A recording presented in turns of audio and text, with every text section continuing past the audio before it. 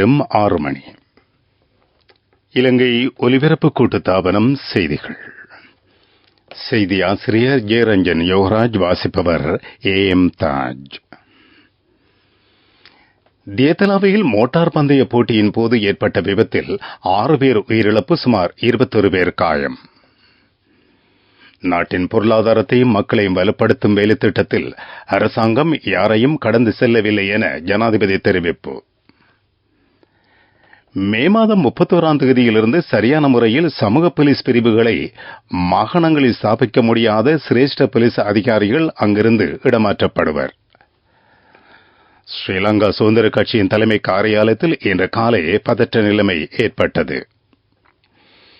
அரசியலமைப்பு கலாச்சாரத்தின் ஊடாக நாட்டின் வருமானத்தை அதிகரிக்க முடியும் என்று ஐக்கிய ஜனரஜ்ய பிரமுன கட்சி தலைவர் பாட்டலி சம்பிக்க ரணவக்க தெரிவித்துள்ளார். டென்மார்க்கின் 2வது பெரிய விமான நிலையத்தில் வெடிகுண்டு மிரட்டல். நியூசிலாந்து மற்றும் பாகிஸ்தான் அணிகளுக்கு இடையிலான 3வது T20 கிரிக்கெட் போட்டி இன்று. தியத்தலாவையில் இடம்பெற்ற மோட்டார் பந்தய போட்டியின் போது ஏற்பட்ட விபத்தில் 6 பேர் உயிரிழந்துள்ளனர். சுமார் 21 பேர் காயமடைந்து வைத்தியசாலையில் அனுமதிக்கப்பட்டுள்ளதாக போலீசார் தெரிவித்துள்ளனர். கார் பந்தயத்தின் போது கார் ஒன்று பாதையை விட்டு விலகி விபத்துக்குள்ளானதால் இந்த அனர்த்தம் ஏற்பட்டுள்ளதாக போலீசார் தெரிவித்துள்ளனர். நாட்டின் பொருளாதாரத்தை மக்களையும் வலுப்படுத்தும் வேலை திட்டத்தில் அரசாங்கம் யாரையும் கடந்து செல்லவோ விட்டுவிடவோ போவதில்லை என ஜனாதிபதி ரணில் விக்ரமசிங்க தெரிவித்தார். பொருளாதார நெருக்கடி காரணமாக நாட்டு மக்கள் அனைவரும் பாகுபாடின்றி பாதிக்கப்பட்டுள்ளனர். எனவே நாட்டின் வளர்ச்சி அடைந்து வரும் பொருளாதாரத்தின் நன்மைகள் அனைவருக்கும் பகிரப்பட வேண்டும் எனவும் ஜனாதிபதி வலியுறுத்தினார்.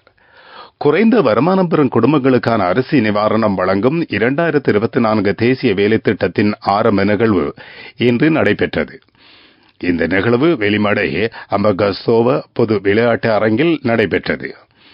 இதில் கலந்து கொண்டு உரையாற்றும் போதே ஜனாதிபதி இதனை குறிப்பிட்டார். இன்று நாட்டு மக்கள் தமிழ் சிங்கள புத்தாண்டை மகிழ்ச்சியுடன் கொண்டாடி வருகின்றனர். கடந்த 2 வருடங்களில் புத்தாண்டை கொண்டாடுவது பற்றி நினைத்துக்கூட பார்க்க முடியாத சூழ்நிலையில் நாடு இருந்தது. கடந்த காலங்களில் தேவையான எரிபொருள், எரிவாயு, உரம் போன்றவற்றை வழங்க முடியாமல் மிகவும் கடினமான சூழலுக்கு முகம் கொடுக்க வேண்டியிருந்தது. நாட்டு நலனுக்கான நோக்கங்களை வெற்றிகரமாக செயற்படுத்தினோம். அதற்காக பிரதமர் மற்றும் அமைச்சரவைக்கு நன்றி தெரிவித்துக் கொள்கிறேன். இந்த இக்கட்டான நேரத்தில் மக்களுக்கு தேவையான நிவாரணங்களை வழங்குவதற்கு ஆளுநர்கள், மாவட்ட செயலாளர்கள் மற்றும் பிற அதிகாரிகள் பெரும் சேவை செய்துள்ளனர். நாம் அனைவரும் இணைந்து செயற்பட்டதினால் இன்று இந்த முன்னேற்றம் ஏற்பட்டுள்ளதாக ஜனாதிபதி குறிப்பிட்டார். தற்போது சுற்றுலா வணிகம் எதிர்பாராத வகையில் வளர்ச்சி அடைந்து வருகிறது. அதன் மூலம் மக்களின் வருமானமும் அதிகரித்துள்ளது. மேலும் கிராமப்புற பொருளாதாரத்தை கட்டியெழுப்புவதற்கான விரிவான திட்டத்தை செயற்படுத்தியுள்ளோம். அந்த பணம் இன்று அரசு மற்றும் தனியார் துறைகளில் சம்பள உயர்வு மூலம் நாட்டின் பொருளாதாரத்தில் சேர்க்கப்பட்டுள்ளதாக ஜனாதிபதி மேலும் தெரிவித்துள்ளார்.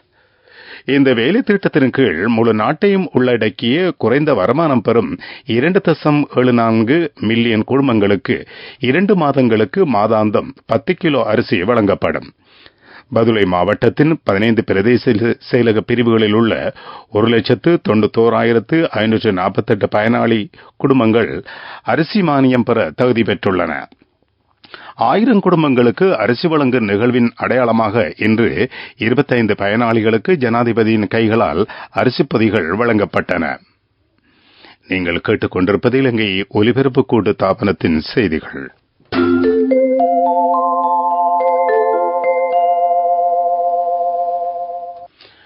மே மாதம் 31ஆம் தேதியிலிருந்து சரியான முறையில் சமூக போலீஸ் பிரிவுகளை மாகாணங்களில் ஸ்தாபிக்க முடியாத சிரேஷ்ட போலீஸ் அதிகாரிகள் அந்த மாகாணங்களில் தொடர்ந்தும் சேவையாற்ற முடியாது என்று அமைச்சர் டிரான் அலஸ் தெரிவித்துள்ளார். அதற்கமைய இந்த சிரேஷ்ட அதிகாரிகளை குறிப்பிட்ட மாகாணங்களிலிருந்து நீக்குவதற்கு நடவடிக்கை எடுக்கப்பட்டுள்ளது. நுவரெலியாவில் இடம்பெற்ற சமூக போலீஸ் பிரிவு அறிவுறுத்த நிகழ்வு இன்று இடம்பெற்ற பொழுது அதில் கலந்து கொண்டு உரையாற்றும் போதே அமைச்சர் இவ்வாறு தெரிவித்தார்.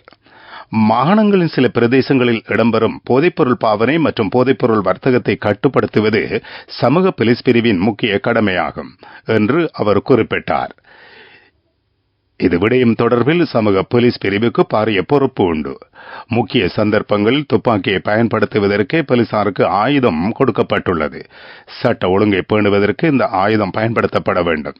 இருந்த போதிலும் சில சந்தர்ப்பங்களில் இவ்வாறான விடயங்கள் இடம்பெறுவதில்லை என்றும் அமைச்சர் இங்கு சுட்டிக்காட்டினார்.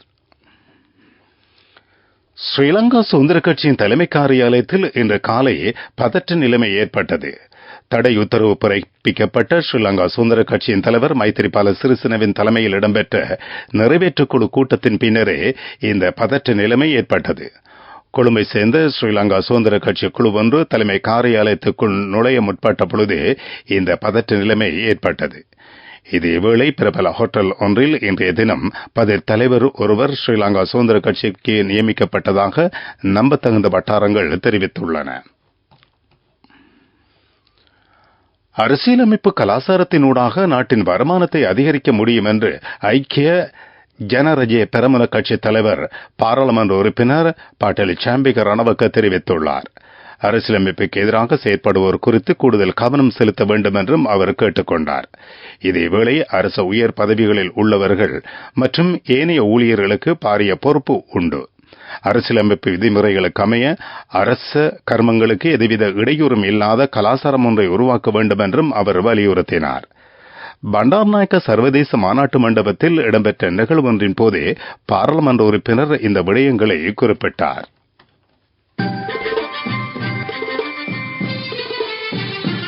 பிரதான செய்தி வழங்குவோர் ஒவ்வொரு வீட்டிலும் இருக்க வேண்டிய வீட்டு வைத்தியர் சித்தாலேப.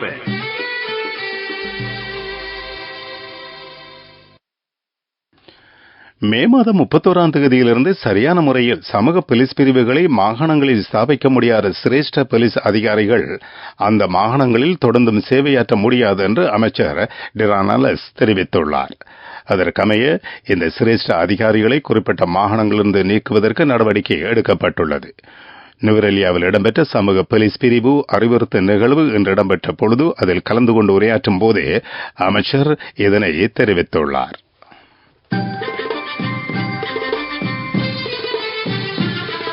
பிரதான செய்தி வழங்கியோர் ஒவ்வொரு வீட்டிலும் இருக்க வேண்டிய வீட்டு வைத்தியர் சித்தாலேப. உங்கள் கவனத்திற்கு புத்தாண்டின் பின்னர் குழந்தைகளிடையே வயிற்றுப்போக்கு நோய் குறிப்பிடத்தக்க அளவில் காணப்படுவதாக கொழும்பு லேடி ரிச்வே சிறுவர் வைத்தியசாலையின் சிரேஷ்ட வைத்திய நிபுணர் டாக்டர் தீபால் பெரேரா தெரிவித்துள்ளார். அடிக்கடி தண்ணீருடன் மலம் வெளியேறுதல், வயிற்றுவலி அல்லது பிடிப்புகள், பசியின்மை, குமட்டல் மற்றும் வாந்தி ஆகியவை இந்த நோய்க்கான அறிகுறிகளாக காணப்படுவதாக வைத்தியர் மேலும் தெரிவித்துள்ளார். உலகச் செய்திகள்.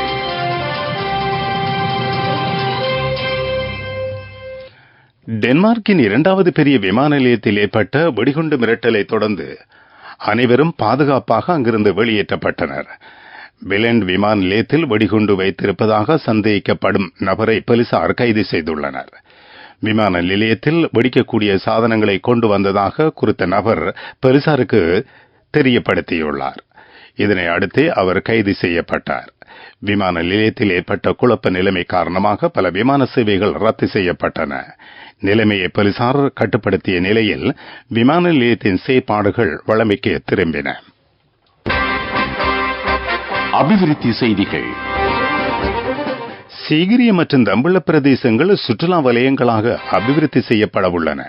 இதற்கான திட்டத்தின் ஆரம்ப கட்டம் இந்த வருடத்தில் 3வது காலாண்டு பகுதியளவில் பூர்த்தி செய்யப்படும் என்று அமைச்சர் பிரசன்ன ரணதுங்க தெரிவித்துள்ளார்.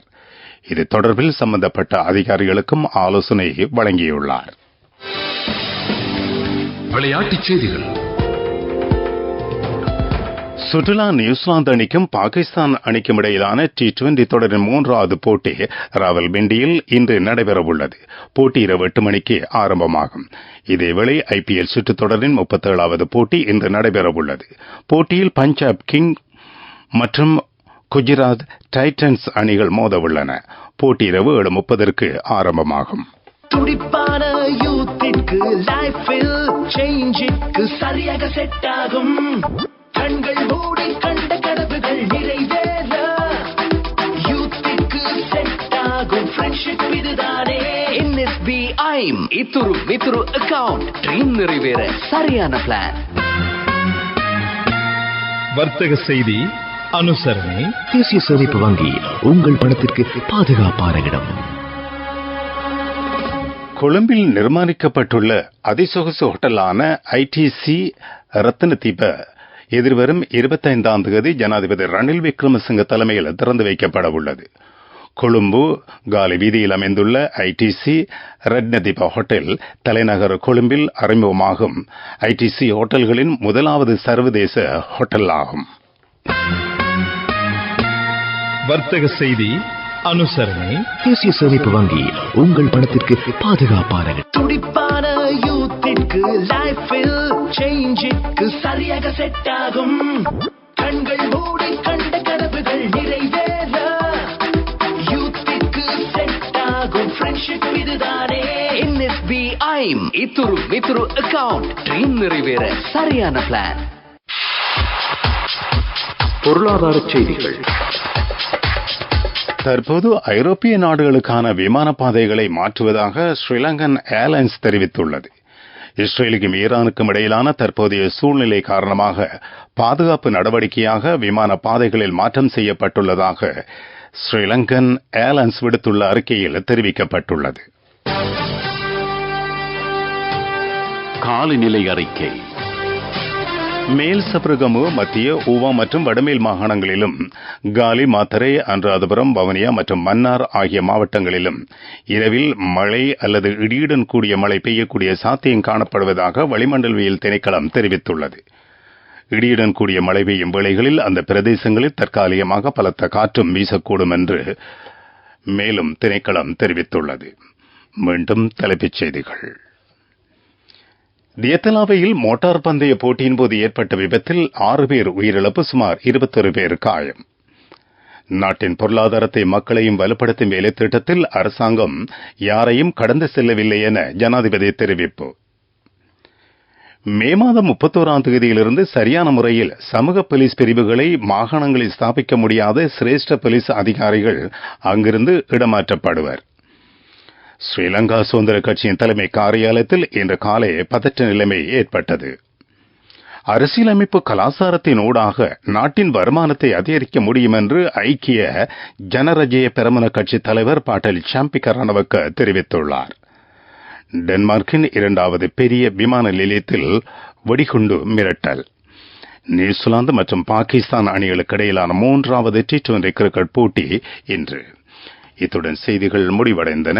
எமது அடுத்த பிரதான செய்தி இரவு 9 மணிக்கு.